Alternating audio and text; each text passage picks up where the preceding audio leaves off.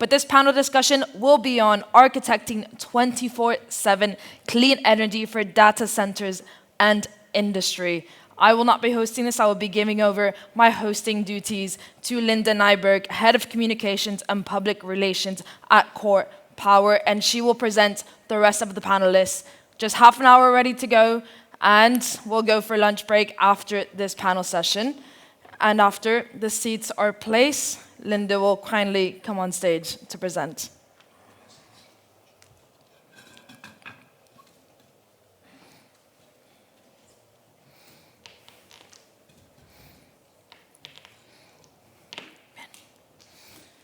Welcome again, Linda Nyberg, Head of Communications and Public Relations at CorPower. Thank you. Thank you so much. Thank you. And thank you all for joining. I know we have great competition here. But there's still energy in the room. And by the way, the temperature is nicer here than at main stage. You've probably been there. We just heard saying the right power at the right time. And we're going to talk about how to architecting 24/7 clean power for data centers and the industry.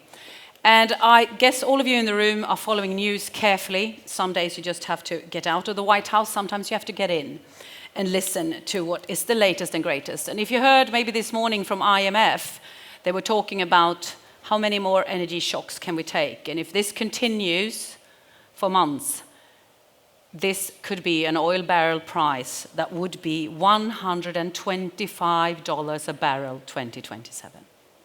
We in this room, together with the rest of this conference, we can do something about this energy need and the need for clean energy. Some of them will be here on stage with me now, so give them a warm hand. We start with Nigel Carr, Director at Acario Ventures, Tokyo Gas. And he doesn't have a microphone yet, but give him a warm hand anyhow. And then I have my colleague, Chief Commercial Officer from CorPower Ocean, Catharina Belfrage. Welcome up. Yo. She actually has 6 names, but I'm using 2. It's Sahlstrand Belfrage, right? Yeah. Well, it's like the Queen of Sweden. She also has 6 names. Igor Kocis from GA Drilling. Welcome, founder and board member. And André, we're so happy to have you here. Botelho from EDP Ventures. Give him a warm hand. Last but not least, yes, he accepted to come, and we need you. Mark Taylor from Sightline, co-founder and CPO. Give him a warm hand. And soon Nigel will be here on stage. I just said, to start here, I've seen a lot of companies out there doing, start up the elevator pitch that CorPower did 11, 12 years ago, Catharina. So before Nigel comes up on stage, I would like you all, and then Nigel, to do like the elevator pitch for your company, why you're passionate about what you do, and also, a little bit key facts. So Catharina, starting with you. Have a seat, Nigel. Thank you. Is this working? Yes. So I am Chief Commercial Officer of wave energy developer CorPower Ocean. We are on a mission to power the planet with clean electricity from ocean waves. My background is in banking, so I was in executive management of a Nordic bank, and prior to that, within debt capital markets, heading sustainable finance and green bonds and that sort of thing. So I come from a risk background, I suppose. And my perspective on this panel, this is a bit of a spoiler alert, I suppose, but wave energy is an enabler of 24/7 clean, firm electricity, and hence an enormous opportunity to partner with for heavy industry, data centers, and so on. And also then, to be another spoiler alert, we also need geothermal. Thank you, Igor, Drilling, for coming. Tell us. Yeah, my name is Igor Kocis. I'm founder of GA Drilling. Years ago, my background is technology. It means I'm coming from the electrical engineering side, not from the user side. And that was a great learning curve, more than 15 years to learn about the business that is much slower than the standard IT or the technology business. What is great on the geothermal, why I decided to focus my life in that, is that we see the great opportunity here for the energy transition business that we see for years in Iceland, that you can easily make geothermal, use it in this way. But the simple question is why we cannot copy-paste it here, and that is the mission of our company, that we identify the biggest problems, what is the cost of the subsurface, if we want to get the same amount of energy. And this is the single point that we want to solve, because once we solve it, we can then replicate it and scale up the geothermal, delivering almost 100% of the power like it is in Iceland. You get the chance to talk more about this because this is what we will focus later on, what we spoke about when you said, Catharina, the 24/7 clean power and that we can rely on. And then really happy to have you here now, André. EDP Ventures, what do they do? So we are CVC arm of the EDP group. I'm a principal at EDP Ventures. EDP is a global player in renewables, so we work across the globe in deploying renewables. And we also have grid operation in Iberia and Brazil and retail arm in those markets. So big focus on how to decarbonize everything and how to go to clean energy. Thank you. We'll get back to that. And Mark, well, the headline is Clean Power for Data Centers and the Industry. But tell us, Sightline. Yeah, just quickly, Sightline is market intelligence for the AI era. That can mean two things. We help our clients, who are mostly corporates, investors, banks, governments, navigate their way through all the changes that are happening in the market. But also, it describes us too, that we use AI to pull in all of our data, to help us categorize it and extract all the data points out of it, to pull it into our product, to make it useful for our users. Just quick show of hands, like you might know us by a different name. Has anybody ever heard of the CTVC newsletter? It's a newsletter we've been publishing since 2020 that we've added to it now. We have another one called Power Stack that's just focused on the power markets and data centers. And that's kind of us, but great to be here. Thank you. Yeah, a lot of subscribers, right? Do you want to brag? Sure. We've got about 80,000 subscribers that are reading us every week. But great. Yeah, come join the fun. Yeah. Well, we're really excited about that. Thank you. Cheers. And Nigel, I mean, we've been talking, you and I, back and forth a lot, of course, because we should take the elephant in the room. You believe in CorPower Ocean. You'll talk about that later, why you invested. But please give us now, what do you do on a daily basis and what do you represent? Sure. So for those of you that aren't familiar, Acario is the corporate venture arm of Tokyo Gas. And you might not be surprised to hear, but from the name, right, Tokyo Gas is actually the largest gas utility in Japan. So on any given year, we typically serve about 30% of that total need across residential, commercial and industrial. We also have an electric utility, and we do operate the Octopus Energy brand locally in Japan through a JV. So our job as Acario is really to look at the future of energy systems, generation, flexibility, really all of the above, mostly through a decarbonization and diversification angle. We'll stay in the US as well, Nigel and Mark, because I think going back to, I mean, we can see that the US actually leads the world of data capacity, right? Capacity for data centers. Can you tell us about what's cooking and why? And, you'd see the trends on the ground. If I start with you, Mark. Oh, man. That's a big question, but think of your followers and make it a brief. Okay, I will do this really quick, but I just want to point out that I love the technology representation that we have on the panel, because this is simply what is happening right now. And what do I mean by that? Is that, not to go too far back in history, but with every energy crisis in the past, there has been a burst of new technology that has come out of it, right? So the oil shock of the 70s, what came out of it? Nuclear in France, right? Or to a very small degree, geothermal development in the US. And follow that thread forward, that's how you get solar, wind, shale drilling, things like that. And so right now, with everything that's going on, it's kind of become an all of the above times all of the above plus all of the above strategy for getting power online in the US and elsewhere. And so it is not written which technology is going to win yet, by any stretch, I don't think. And so to hear, we have wave and we have geothermal on the panel, it's all up for grabs, and it's really, really cool to see. Thank you. We'll come back to that. And I mean, not just Sightline, but Acario, you have a global vantage point here. I mean, what is your perspective, Nigel? What is happening then under the hood? I guess you agree with Mark, but what can you tell us? Yeah, I think, look, we own a 500 megawatt solar facility in ERCOT. We also have a 174 megawatt hour battery system. Traditionally, that market's been the friendliest if you want to build anything new, right? Easy to get permitted, easy to get up and running.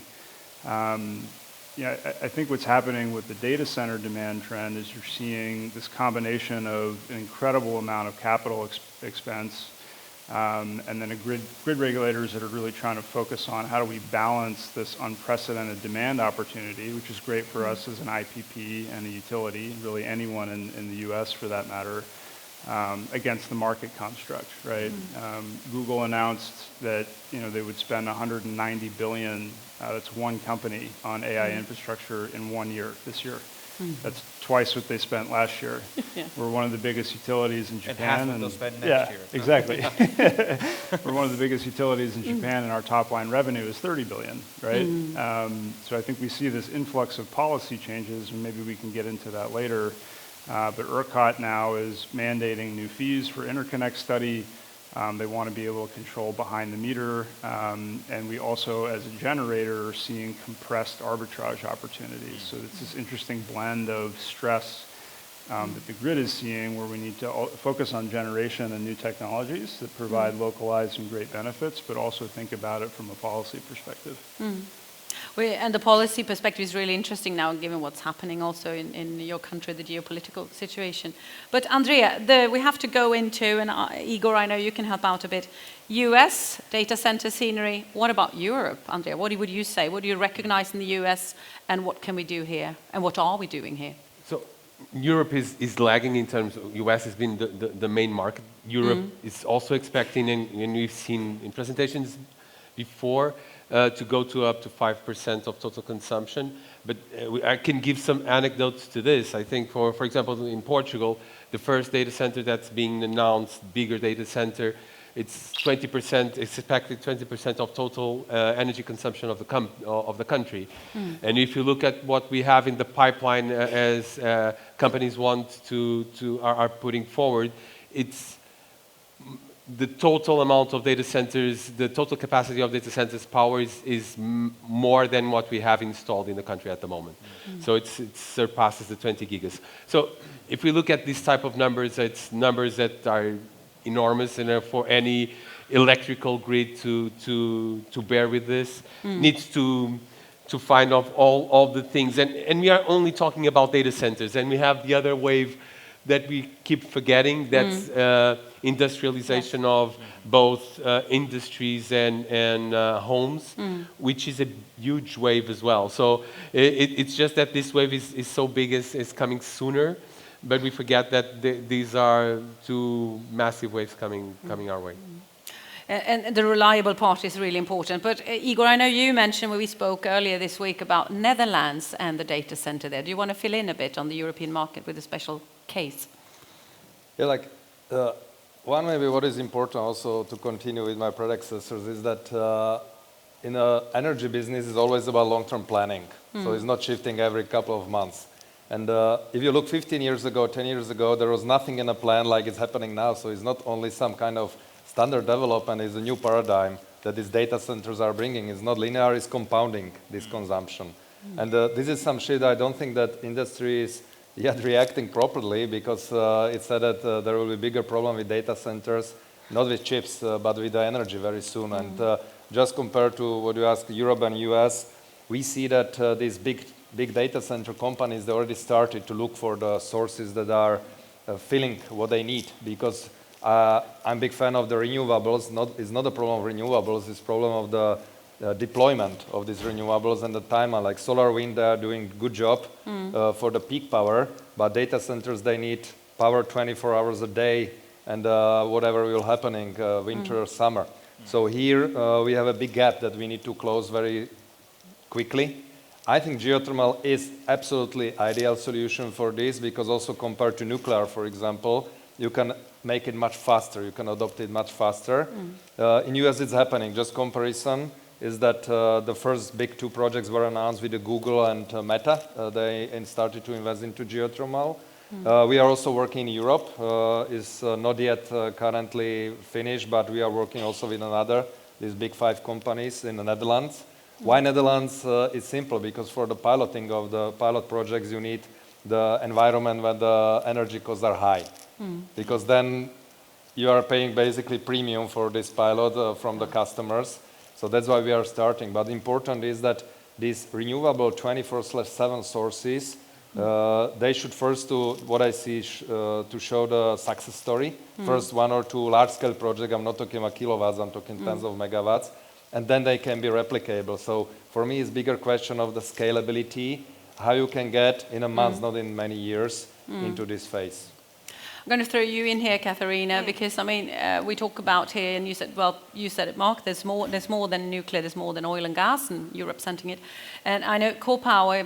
We should mention also that we are power to the grid in Portugal, for example. Yes. And working now in Scotland. There's a lot of things happening. So, how do you see, from your perspective, from a wave energy company, what do energy-intense off-takers? You know, how can we remain competitive, supplying the industry, data centers? What can you offer? Yes. I suppose the short answer is, and Igor has already touched upon a few of those, is the power profiling itself is very firm, the 24/7 offering, if you will. Cost and affordability, and I'll get into that in a bit, I suppose, but also we scale modularly, i.e. fast.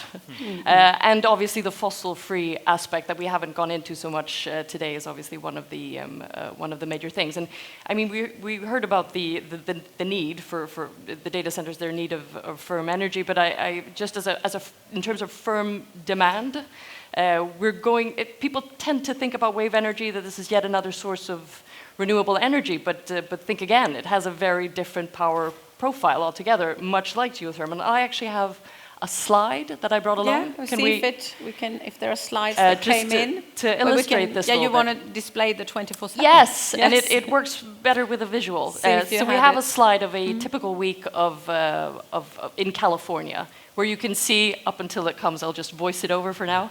So the sun goes up and down, obviously, and there's a handsome attribution also from wind when the wind is blowing. But it's very clear that when you put waves into that mix, no, that's not the one.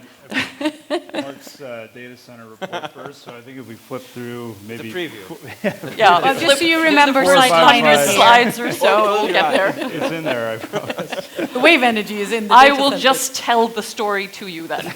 So on this picture that you may or may not see in a bit, there is a very firm, sort of clean line of waves going through that shows here are all the gaps from the sun and from wind, and waves actually fills that gap. So that is one of the, there it is. Yeah. Sorry, okay. we're kind of blocking it. Yeah, we are. Everyone rise and show the amazing pic. Never mind. So the blue line is obviously showing what waves does that the other intermittent renewables does not. So it's non-correlating with the other intermittent sources. So if you are a data center, you need 24/7 clean electricity. You have pledged perhaps not to contribute to burning fossil fuels.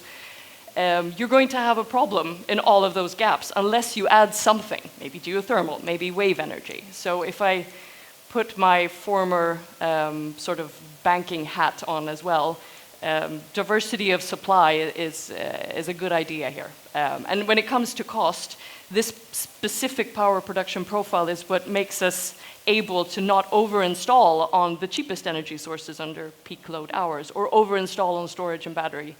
And hence we don't need as much grid capacity necessarily in the overall mix, which makes for an attractive LCOE on the total mix. Yeah, and now we're touching really the reliable and consistent energy that you both there on the corner can provide. Just to show you, going back to, we had a slide there where we showed the CorPower, sorry, I need help with this one, I think, that we actually saw in Portugal what you have in place. And I wanted to go over to André here, because I know looking into, we've mentioned policies a few times now, and Portugal has a very ambitious national energy agenda, and they even put wave energy into it. Here you can see, maybe Catharina, I want to talk about how big it is. It's a 9 or so Portugal. diameter, so it's a buoy, but it's a big buoy, but it's substantially smaller than all of the other typical offshore energy devices.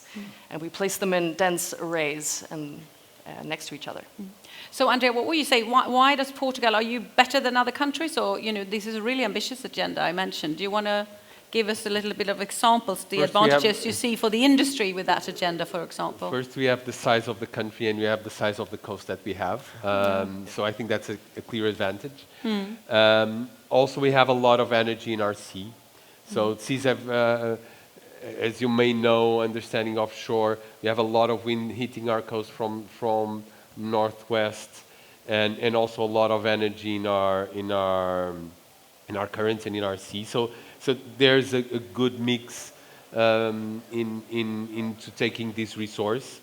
And again, if you want to go renewables, the land goes that far. What you have in terms of good places, you also know that the good places that you have for wind and the space for solar, you need to find the mix for everything, and that's why I think it's about trying to. It's also a country that turns a lot to the sea and turns a lot how to work the economics of the economy of sea and the economy of how to take advantage of this big coastline versus the size of the country. What challenges do you see looking into Portugal for industrial companies, data centers? That's also on the map for you. Yeah, that's what I was saying. When it comes to the energy. That I was saying in the beginning. I think that if we look on the size of the country, we also have a lot of renewables. We have the cheapest, nowadays because of this, we have the cheapest prices in electricity in Europe because of the bet that's being done in renewables. And we also had a very wet year this year, which is really important for us. But all of this gives a really good place that everyone is looking in terms of data centers, in terms of deployments, in terms of how to electrify industries. But poses a big question. I think one quick question is how do we put this thing together with the grids? How do we reinforce this? We will need to think about globally, and to your point, Catharina, I think in terms of system approach, how I will need to do local, centralized, think a bit global if I want to accommodate. Of course, I don't believe we will put 20 gigas of data centers. This is what people are putting out to the market, but part of it is hyped. But even much less than that, we need to find a system approach to it. I saw there, Igor, you got a bit starstruck by your own brand there, taking a snapshot. That's really good. Can you tell us, though, because what I understood is that the past 5 years, there happened a lot when it comes to geothermal. Do you want to give us a little brief on what's been happening and the scaling? Yeah, what I'm really happy that it's getting momentum the last 2-3 years. Because these first, let's say, 10 years, so our business was quite a big fight as a sole company, specifically in Europe, with these game-changing innovations. A little bit, if you ask also before this comparison, Europe and US is a little bit sad that majority of the innovations are coming from the US only. So we are also a European company. Also, we had to shift to US significantly because there is an industry, there is a know-how, talent, you can get it from oil and gas business that we have underdeveloped. Definitely in continental Europe, in UK is slightly better. But this momentum happens from these two reasons. One is the shift in the drilling technologies. Overall, that is a transfer of technology from oil and gas into geothermal, big experience. What we should learn, and really is a great story, what happened in Texas in 2010 plus. Maybe you've seen Landman as a movie, but it's not maybe ideal example. But it was a revolution in this shell business. Just to understand what happened from technical business is underrated in Europe because honestly we don't understand so much these things that happened. But American government and private companies, they fully focus on a change that US should be independent in 10 years with the energy production. I don't know why we are not asking in Europe this question because we are in a deep trouble now. And they said clearly, okay, let's concentrate on the technology, scaling it into something that can bring it. And they started to drill using really new high-tech features and technologies in depths and in very hard formations that were not achievable until then. And they did it. They made a scale, and now US is exporter. They are not dependent on the importing of fossil fuels. And same is happening now in geothermal. I'm really happy because all these achievements that happened these last 15 years, they are now transferring into the geothermal. First projects you have in the US, Utah, Nevada, when you can see some great outputs like company Fervo did it. And there is also new technologies that are coming, well, I'm happy, including ours, that are shifting these barriers much more forward. So generally, in a nutshell, it will be 2-3 times cheaper than it was 10 years ago. Thank you. Yeah, it's good, Igor. And I mean, I'm looking at you, Mark and Nigel now, because I mean, we mentioned here, thank you for saying that, highlighting what's happening in the US, but there's been some policy rollbacks, I would say, in the US, but there have been also renewed emphasis on strong corporate clean energy initiatives. Do you want to start, Mark, and talk about that? Oh man, okay. Yeah, or Nigel, maybe. No, like, I think my answer might be not what you're hoping for, but I think you've done a good job spice so it up, far. right? Okay, so I think in the end, maybe don't quote me on this, but I don't know whatever. I think Donald Trump is the accidental environmentalist, meaning that so far, yes, he's been encouraging, he and the administration has been encouraging oil and gas drilling, but that's market-led. That's thing one. Thing two is that if you roll back or sunset the IRA, the tax incentives there, that creates a frenzy for people to get their projects, quote unquote, safe harbored in time. And so there's been a push, a flurry of investment in renewables over the past year. Investment actually went up last year in renewables, and it's going to go up this year as well. And the third thing is really that corporate sustainability targets are, they pale in comparison to their thirst for power right now, right? And so like, it just so happens that a lot of the solutions that they're picking are clean, right? Which is wonderful, it's great. But it's just that they're cheaper and they can potentially get them online faster than they could get a gas turbine right now. We could talk all day about what's going on in gas turbines, and we should after the panel, why not? But yeah, these solutions are kicking up because of this opportunity on the policy and corporate side. Nigel, yeah? Yeah, I want to build on all of these perspectives because I think you see it, there's a Venn diagram where it comes into focus in the US, right? I think what Mark just mentioned, right, is an equal trend to what we're seeing in gas, right? So I think the theme is everyone is time to power constrained or power constrained or both, right? And that's why you have, for this one asset class, for the hyperscale data centers, AI data centers, everyone is looking for location. But it's also why you see behind the meter gas being built, right? In the US, we have the luxury of doing that because we have upstream assets everywhere and gas is cheap. As Igor said, right, maybe not the same in Europe, you can't really survive off of $10, $20, an MMBTU. However, as André said, we have to think about the actual grid dynamics. Even if you can build a behind-the-meter solution, you have unlimited ability to pay, that's fine. ERCOT is still going to charge now the highest peak demand rate for the single hour in the summer months. That's how your demand charges are going to be set.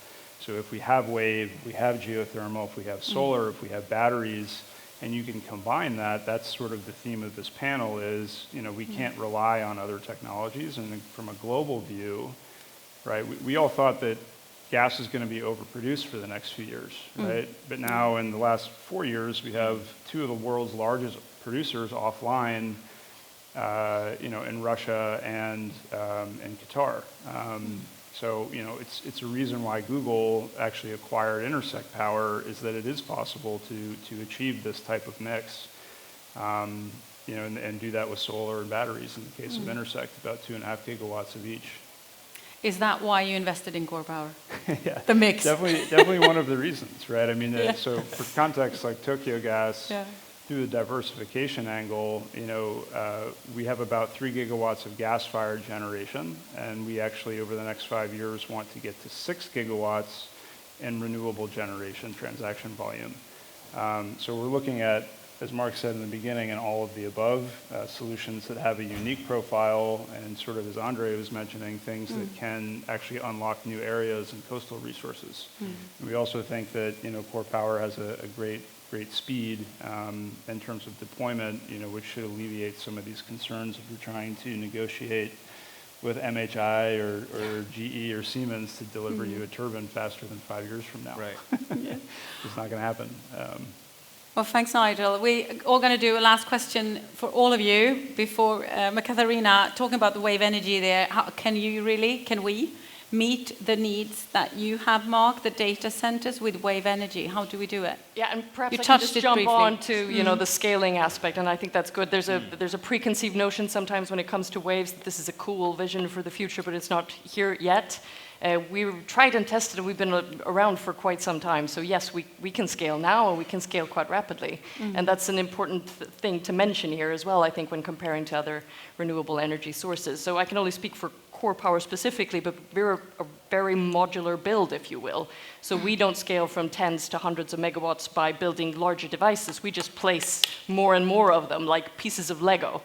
So in that sense, we can scale quite quickly for the needs of hyperscalers. And sometimes we run into the discussion, why not just do solar plus batteries and just solve the equation that way? And the whole idea of which energy source in the singular is the right one is maybe not the discussion we should be having. This is an important part in filling the gaps, as we mentioned. And in the optimal renewables energy mix, waves always, in all of them, and all of the optimal mix studies we've done together with universities, it brings down the levelized cost of energy for everyone, and brings down the need for installed capacity by 50%, or batteries by a whopping 90%. So all of that is something that we should all be thinking about when planning, and also as large energy consumers. So I guess that's our sell, if you will. I mentioned when we started $125 a barrel, 2027. But if we meet in a year, forget the barrel, because we don't need it apparently, it's parts of it. But if we meet in a year, what would be different from now, given what we talked about? And I'm talking especially then energy supply for data centers and the industry. Nigel, do you want to start? We have like 2-3 sentences each to see what could be different. I'll try to be concise. 2027. It's not my specialty, but I'll try to be concise. Look, I was a solar developer, starting in 2008. I think a lot of this is policy driven. I think it's great to see corporate leadership. What I would hope for globally, right, is that we look to set examples, countries like Ireland, which already have high data center penetration, where it is now mandated that any new data center has to